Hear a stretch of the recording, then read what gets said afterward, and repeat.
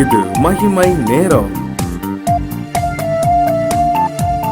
கர்த்தரும் இரட்சகருமாய் இருக்கிற இயேசு கிறிஸ்துவின் ஈடு நேச்ச இன்ப நாமத்தினாலே மகிமை டிவி நேயர்களை அன்புடன் வாழ்த்துகிறேன். மகிமை நேர நிகழ்ச்சிக்கு உங்களை அன்புடன் வரவேற்கிறேன். இன்றைக்கும் ஒரு மனிதனை குறித்து நாம் தியானிக்க இருக்கிறோம். தொடர்ந்து நாம் 7 நாட்களாக 7 விதமான மனிதர்கள் அவர்கள் தாங்கள் செய்த தவறை எப்படி திருத்திக் கொண்டார்கள் என்பதை குறித்து நாம் தியானித்து வருகிறோம்.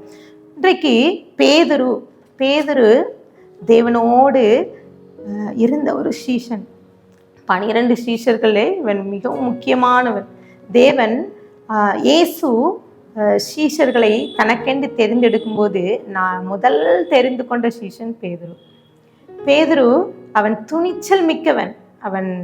அவனை குறித்து வேதம் சொல்கிறது, இயேசு கடல்ல நடக்கிறத பார்த்து அவனும் நானும் கடலில் நடக்க வேண்டும் என்று சொல்லி எங்கு சென்றாலும் இயேசு எங்கெல்லாம் சென்றாலும் அங்கெல்லாம் பேதுருவும் அழைத்து கொண்டு போறார். மலை மேலே ஏறும்போது பேதுரு, யாக்கோபு, யோவானை அழைத்து கொண்டு ஆண்டவர் மறுரூபம் அங்கேயும் பேதுரு இருக்கிறார். எங்கு சென்றாலும் பேதுரு அவரோடு செல்வதை பார்க்கிறோம். இந்த பேதுருவை குறித்து அங்கே என்ன குறிப்பிடப்பட்டு இருக்கிறதுனா, ஆண்டவர் கேட்கிறார், என்னை குறித்து ஜனங்கள் என்ன சொல்றாங்க என்று சொல்லிட்டு நீங்க என்ன சொல்றீங்க அப்படின்னு கேட்கும்போது பேதுரு உடனே சொல்றான், நீர் மேசியா கிறிஸ்து என்று சொல்கிறார். இப்படிப்பட்ட பேதுருடைய வாழ்க்கையிலே அவன் செய்த தவறு என்ன? நம்ம எல்லாருக்கும் தெரியும். பேதுருவை குறித்து கர்த்தரே சொன்னார் பாருங்க, வசனம் சொல்லுது லூக்கா 22:3, பின்னும் கர்த்தர் சீமோனே இதோ கோதுமையை சுலகினால் புடைக்கிறது போலவே சாத்தான் உங்களை புடைக்கிறதுக்கு உத்தரவு கேட்டுக்கொண்டான் என்று சொல்லி அங்கே குறிப்பிடுகிறார் பாருங்க. ஆண்டவர் சீமோனை பார்த்து அவனை பேதுருட்ட சொல்றாரு, சாத்தான் உத்தரவு கேட்டுக்கொண்டார் என்று சொல்லி இன்னும் சொல்ற லூக்கா 22:33-34-35 வரிசையா ஆண்டவர் பேசுகிறார். நானோ உன் விசுவாசம் ஒளிந்து போகாதபடிக்கு உனக்காக வேண்டிக் கொண்டேன், நீ குணப்பட்ட பின்பு உன் சகோதரி ஸ்திரப்படுத்து என்றார். அதற்கு அவன், ஆண்டவரே, காவலிலும் சாவிலும் உம்மை பின்பற்றி வர ஆயத்தமாயிருக்கிறேன் என்றான். அவர் அவனை நோக்கி, பேதுருவே, இன்றைக்கு சேவில் கூவுறதற்கு முன்னே நீ என்னை அறிந்திருக்கிறதை 3 தரம் மறுதளிப்பாய் என்று உனக்கு சொல்லுகிறேன் என்றார். பிரியமானதுக்கு இந்த பகுதி நம் அனைவருக்கும் தெரிந்த ஒரு பகுதி தான். அந்த பேதுரு செய்த தவறு என்ன என்பது நமக்கு தெரியும். 3 முறை அவன் மறுதளித்தான். ஆனால் பாருங்க, அவனுடைய வாழ்க்கையிலே அவன் இயேசுவோடு இருக்கிறான், இயேசு கூடவே செல்கிறான், அவன் அவ்வளவு காரியத்திலே ஆண்டவரோடு இருக்கிறான். ஆனா பாருங்க, பேதுரை குறித்து சொல்ற, அவர் வெளிப்படையாக பேசுகிற ஒரு மனிதன், உணர்ச்சி வசப்படுகிற மனிதன்.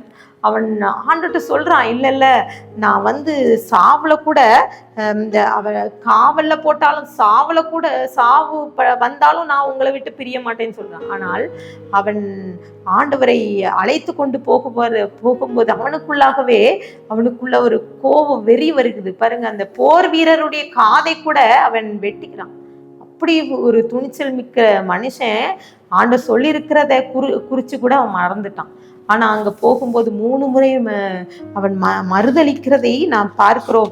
அங்க முதலாவது அவன் வேலைக்காரி சொல்றான், நெருப்பண்டையிலே உட்கார்ந்து இருக்கும் போது கண்டு அவனை பார்த்து சொல்றான், இவனும் அவரோடு இருக்கிறான். அவன் இல்லைங்க.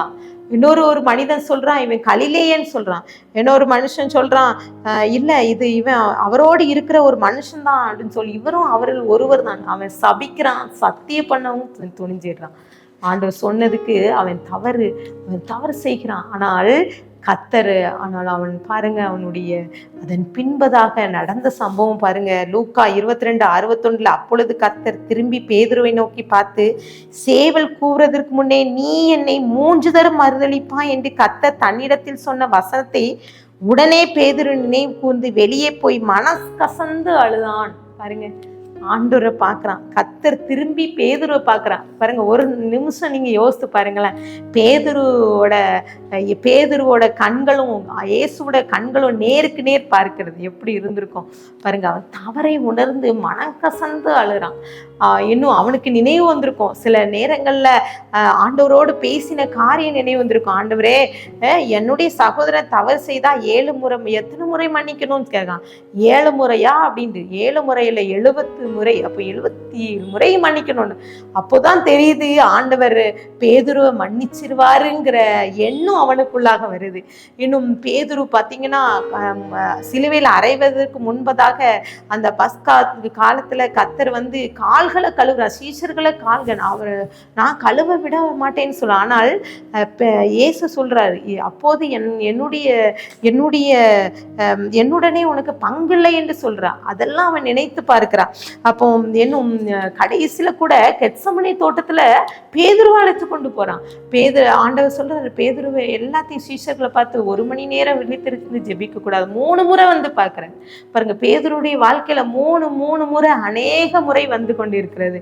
அதன் பின்பதாக நீங்க பாத்தீங்கன்னா பேதுருவை பார்த்து ஆண்டவர் சொல்ற, என்னை நேசிக்கிறியா, என்னை நேசிக்கிறியான்னு 3 முறை சொல்றான். ஆண்டவரே உங்களுக்கு தெரியும் என்று சொல்லி தன்னை அர்ப்பணித்து விடுகிறான். பிரியமானவர்களே, இன்றைக்கு இந்த வார்த்தையை கேட்டுக்கொண்டிருக்கிற நாமும் கூட சில நேரங்களை தவறி விடுகிறோம்.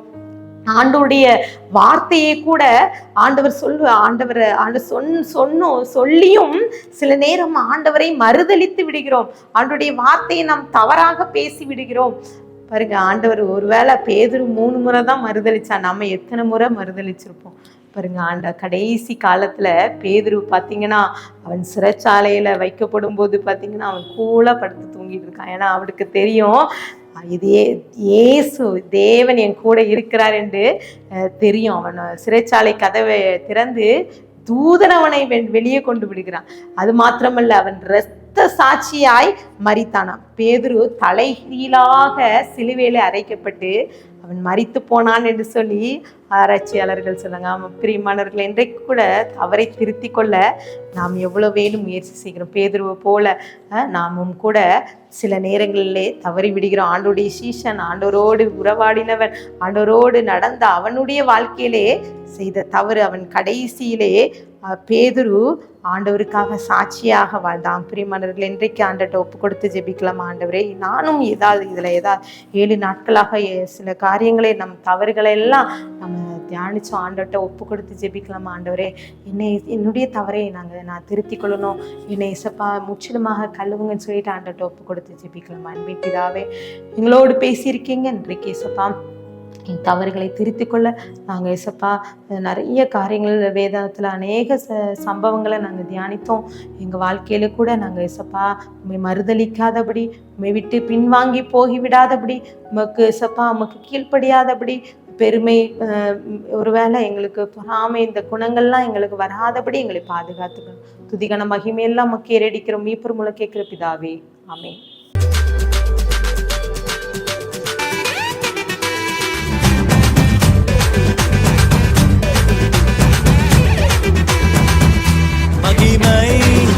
மகிமை